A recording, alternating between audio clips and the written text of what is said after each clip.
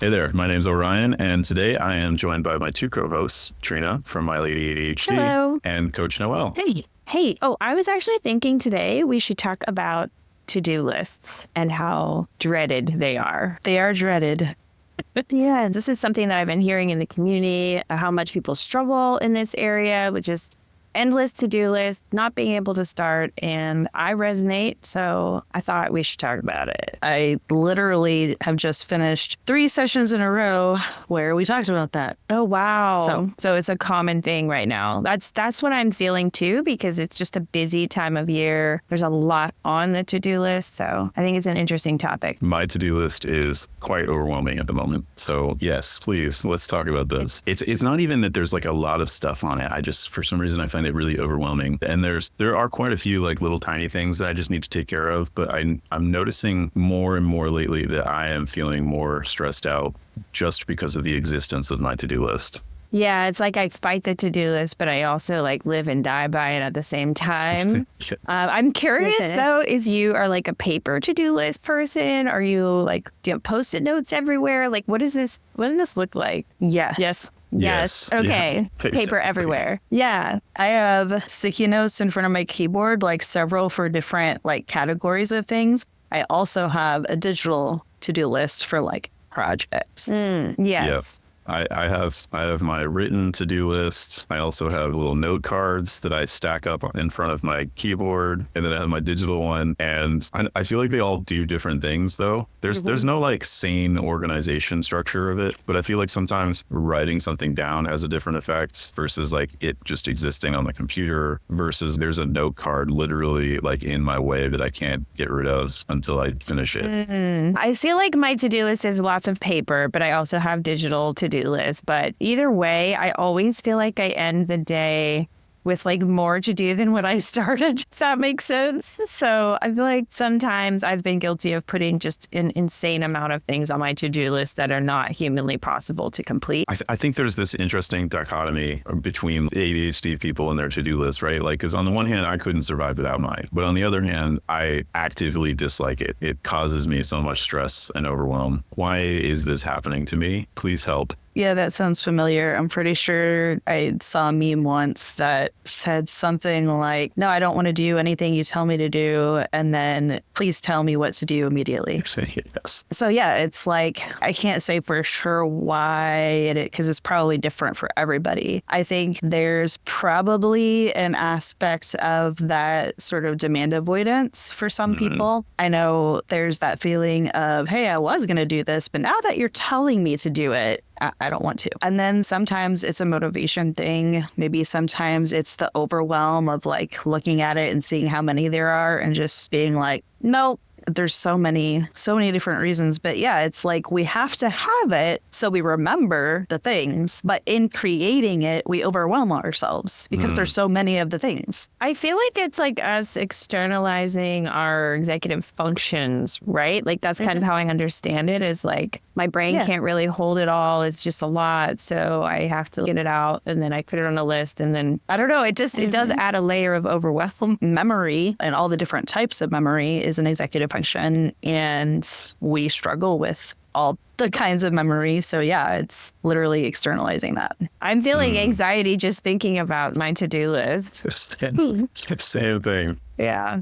It's hard because while I do externalize it and write it down, it still maybe always feels like I'm forgetting something. There's more. I'm still not letting it go. It's not like I'm fully externalizing it. I'm still holding on to a lot of the stress around the task. I wish I could just put it on a list and then move on. There's an element for me of like, I'm going to forget this if I don't write it down, right? Like that Nintendo save screen, all things that are not saved will disappear. So there's this idea of like the very fact of writing it down or documenting it somewhere. Now I don't have the anxiety of having to remember it, but I still have the anxiety of knowing that to-do list item exists and it's still constantly like rolling around in my brain. Like, okay, we got to do that. Don't forget, you got to do that. Even though I've got it written down. Obviously the to-do list is both vital and a nightmare. I'm curious though, I feel like a lot of times, anytime we talk about how overwhelming our task list is, certain folks, I won't name any names, might be like, well, why don't you just get a planner? Why don't you just write it down Why doesn't that work for us? Why is it such a struggle?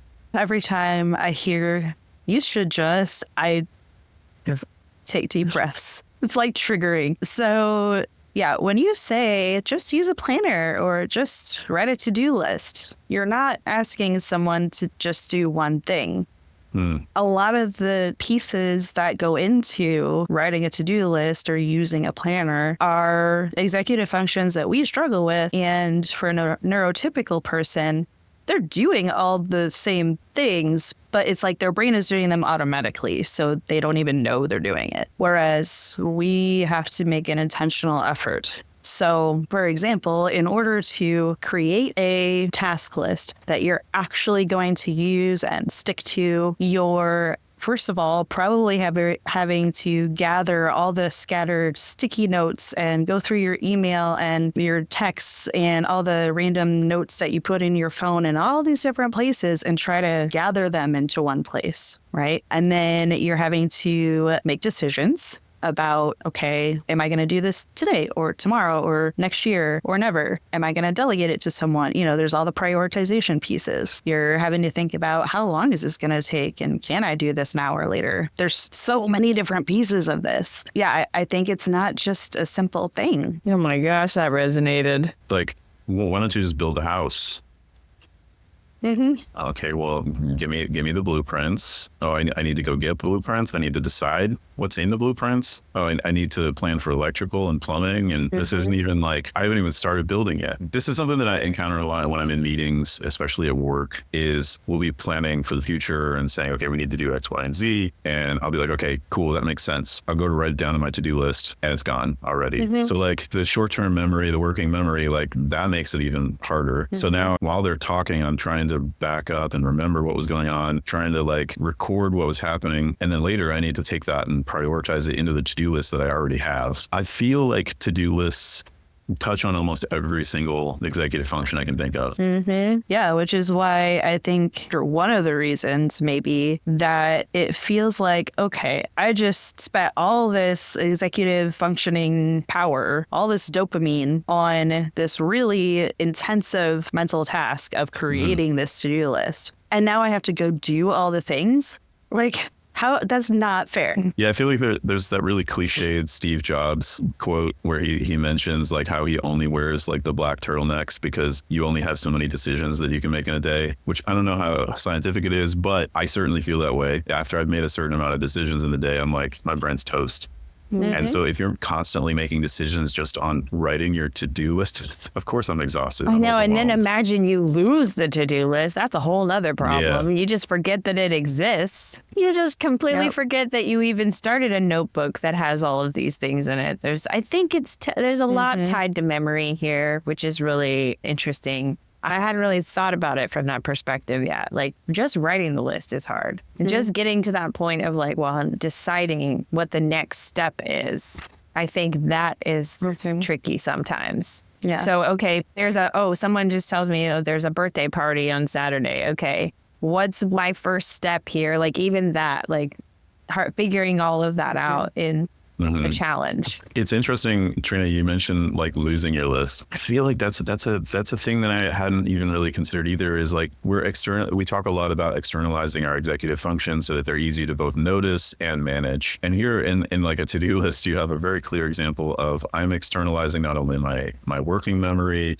my prioritization, my time management in some cases, but now I've externalized it. Now I have to remember where that thing is. I have to manage that thing that I'm using to manage myself. Yeah, it's frustrating, and it's not like, it's not a smooth process. It's not always smooth for us, right? Because we do forget things and we do misplace things, and it's very tricky to like, I guess this goes for more than just the to-do list, but it definitely applies. Frustrating. It is a really good metaphor for all the other things in our ADHD life. Yeah. Okay, so to-do lists are hard. So hard. I also love them sometimes. I'm not going to lie, because I will also like do stickers. I try to make myself enjoy the to-do list. And I don't know about you guys, but I try to make it more enticing, more appealing. Like, how can I make the to-do list more fun? This is something that I actively work on. So I try to enjoy the to-do list, but it's not happening actually. I mean, you're that's one of the strategies for motivation that I think we talked about a while back, was adding like personal interests and novelty to a thing that you're struggling with. So Interesting. it's a good example. Noelle, and especially because I know you mentioned that you've been dealing with this a lot in your coaching sessions. Where do we start? Where do we start with making this work for us instead of against us? It's going to be really hard not to jump into like all the other things involved. For example, it would be great if you could start with a routine of every day, setting aside 15 minutes or so to do this process that I will discuss momentarily. But there's a lot of other pieces to this, so we'll have to cover that in future episodes, I guess. But what I've been working with people on this week is coming up with a process that kind of works for your brain, since no one ever teaches us how to write a to-do list. Because it's not something you have to teach, right? It's Right. You should be able to know how to do this. Right. Like notes in school. I was never taught how to take notes. None of the teachers ever told me how to write notes. They're just like, take some notes. I'm doodling like comic books. Like, do I write every word that comes out of your mouth? Right? And so no one ever teaches us how to write to-do lists. And while a neurotypical person maybe could get away with just jotting down a word or a phrase that reminds them of the task, for us, it's extra important to make sure that the way we're writing our tasks is actually going to be helpful for our brains. And a really great sort of framework that I think another client maybe introduced to me was the concept of tasty tasks. And this came from Amazing Marvin. It's a task management app, and it's not necessarily like made for people with ADHD, but it's so good. And so I've been using this a lot for myself and other people. It's a super easy sort of recipe, I'll say, for writing a task that you're actually likely to do. The three sort of ingredients would be you want to start with a verb. So going back to English class, action words. So for me, instead of writing blog on a sticky note, it would be write a blog, write being the action verb. But then we also want to make sure that they're very clear and specific. So when I look at that, instead of blog, which is kind of vague, do I read it? Do I write it?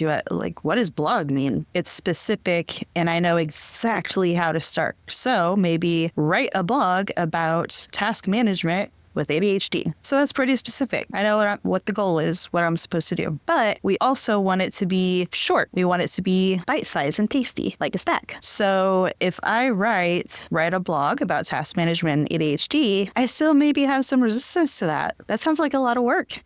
I write blogs every day for my job, and that still sounds like a lot of work. So instead of write a blog about task management and ADHD, which is potentially a few hour long task, especially my executive functioning is short, I might write the introduction to a blog on task management and ADHD. Okay, now that's a task that is pretty straightforward. I know when I look at that exactly what I'm supposed to do and how to get started. So there's an art really to writing tasks for your to-do list. So those three ingredients, that was Be actionable and specific and short and sweet. Tasty. Like a treat. Tasty. tasty. Yeah. Okay, so it's start with a verb, be specific, and keep it short and tasty.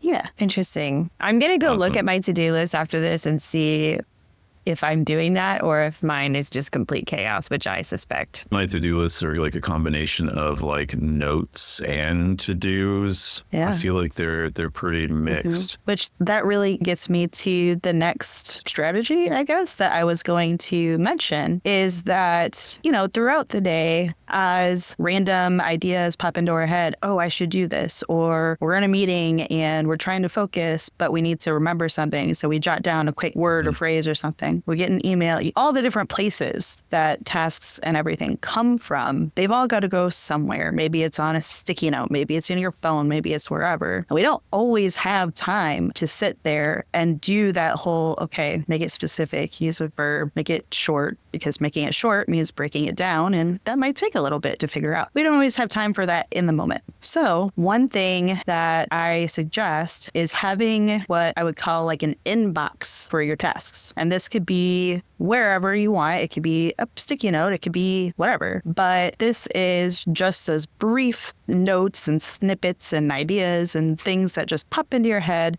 That's your inbox. Right? So then when you do have time, okay, now I'm going to sit down and really like figure out what my to-do list is for today or this week or whatever. You can check out that inbox and then make decisions about, okay, which of these things were just crazy ideas that I don't have time for? Which of these are things I need to do today? Which are these things, and you can sort it and start prioritizing that way. And at that time, you can use that formula to write them in the tasty task way. That kind of just blew my mind because I was picturing me using this formula with like a folder on my phone somehow and just like screenshots that go in a folder. And then I can just check them every day. Be like, oh yeah, you have to, you know what I'm saying? Like I could take screenshots of emails. You could take screenshots of stuff that you want to come back to. Mm-hmm. And put them in a folder. Right. I'm going to try that. Mm-hmm. Yeah. A new system. To-do inbox. Mm-hmm. Trina's excited. I'm so excited about a new system that, I don't know. That's cool. Yeah. If there was one thing that you could leave our community with that they should try to reduce the overwhelm around their to-do lists, what would that be? One thing that somebody could take away today. I mean, I would say try the tasty task formula and see if it makes any of those to-do list items feel less overwhelming for you. Because that formula really addresses a lot of the challenges that we have. It forces us to break things down into short pieces, which can help with overwhelm and the lack of clarity around how do I even start this? And it addresses so many of our barriers just to do this. So, and it's, fairly easy. It's 3 steps.